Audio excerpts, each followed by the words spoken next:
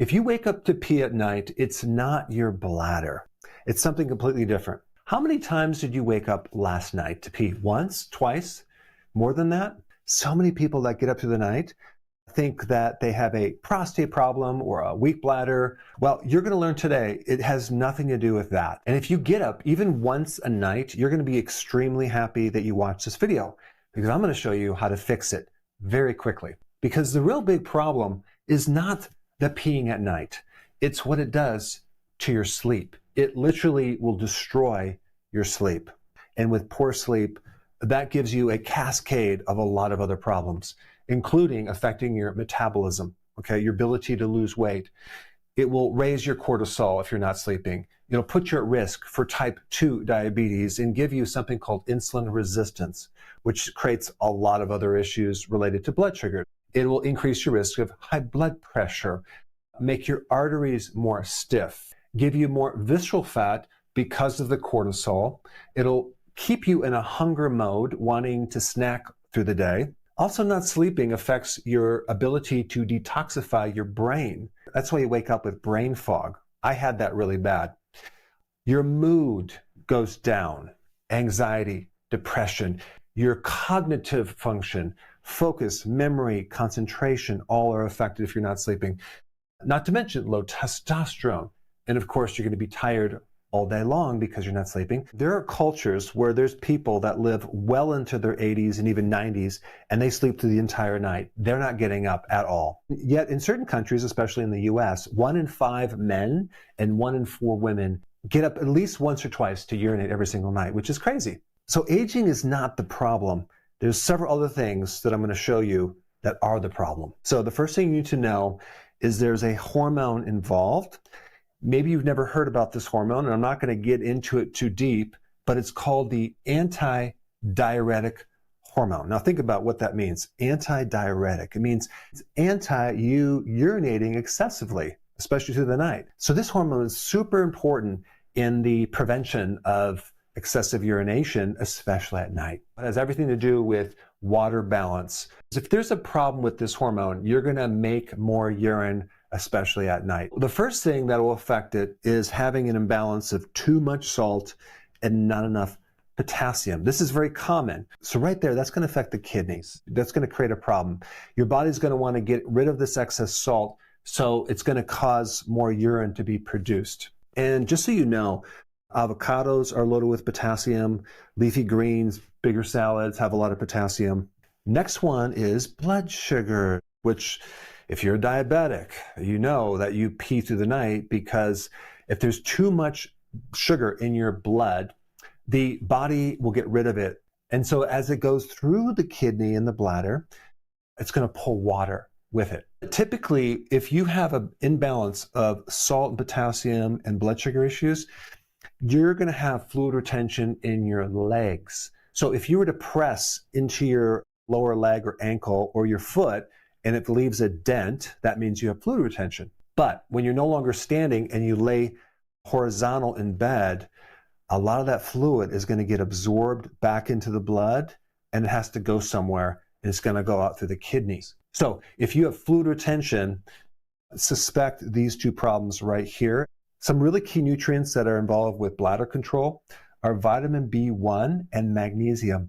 B1 has everything to do with the part of the nervous system that controls, especially the bladder. But in order for B1 to work, it needs magnesium. So these two are really important, especially if you urinate in the middle of the night and not a lot of urine comes out, or anything that's related to neurogenic or neurological.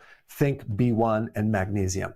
Other things that mess with this hormone would be too much caffeine. This is why it's important just to have like a small amount of caffeine in the morning. Don't overdo it, because this can act as a diuretic, not just from coffee, but from tea as well.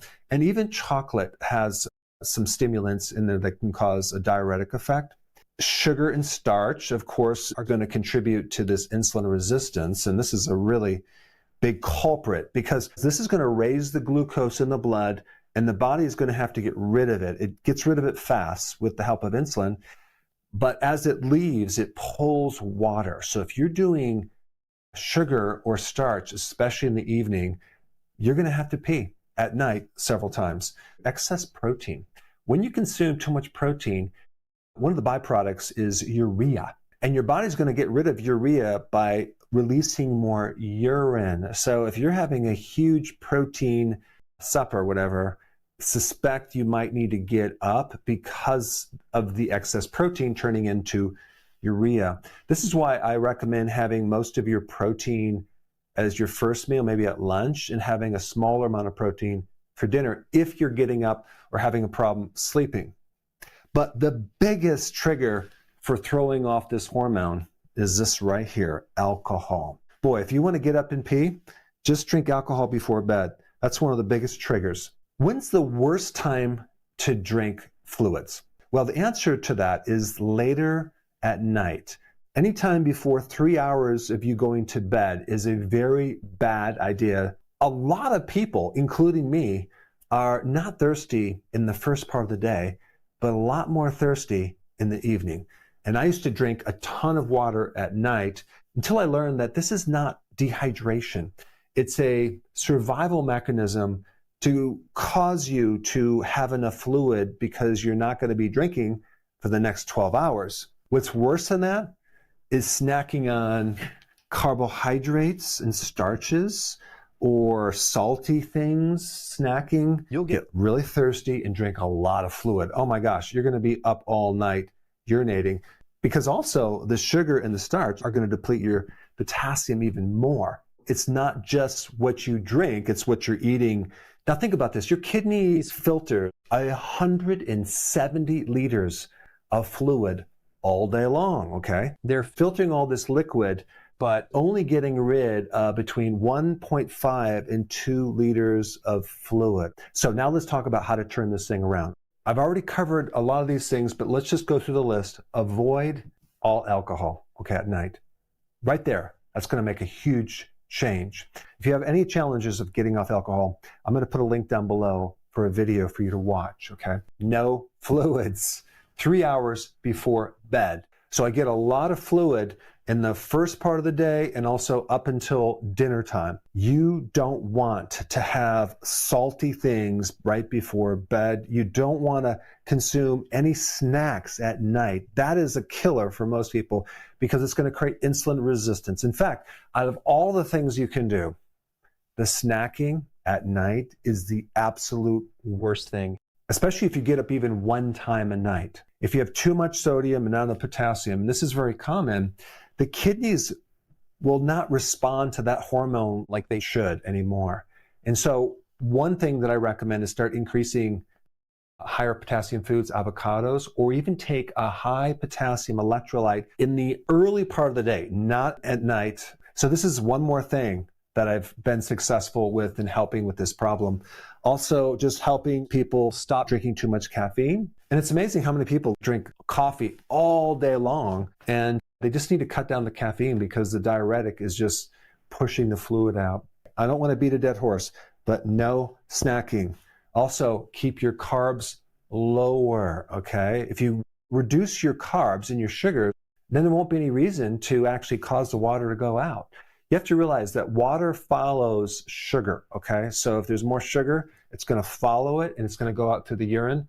And all of this causes insulin resistance. And then this other point of no large protein meals, be careful at night of doing too much protein. It's just going to cause you to urinate too much. And if you have this situation where you have to pee really bad and only a little bit comes out, and like, what's going on? Well, that's a neurological thing. So more B1, and whatever it says to take on the directions, I would multiply it by 4 because you need a higher amount. You need a therapeutic dosage of B1.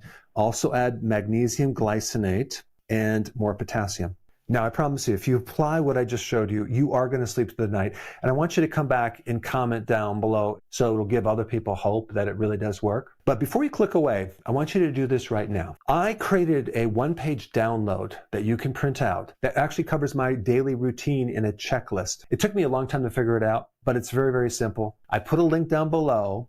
You can click it. There's no cost. Print it out. Put it on your refrigerator, okay, and just follow it. And after you do that, because insulin resistance is at the root cause of this problem, I want you to get all the details on how to fix that. So I put a video up that shows you how to correct insulin resistance. It's right here. Watch it right now.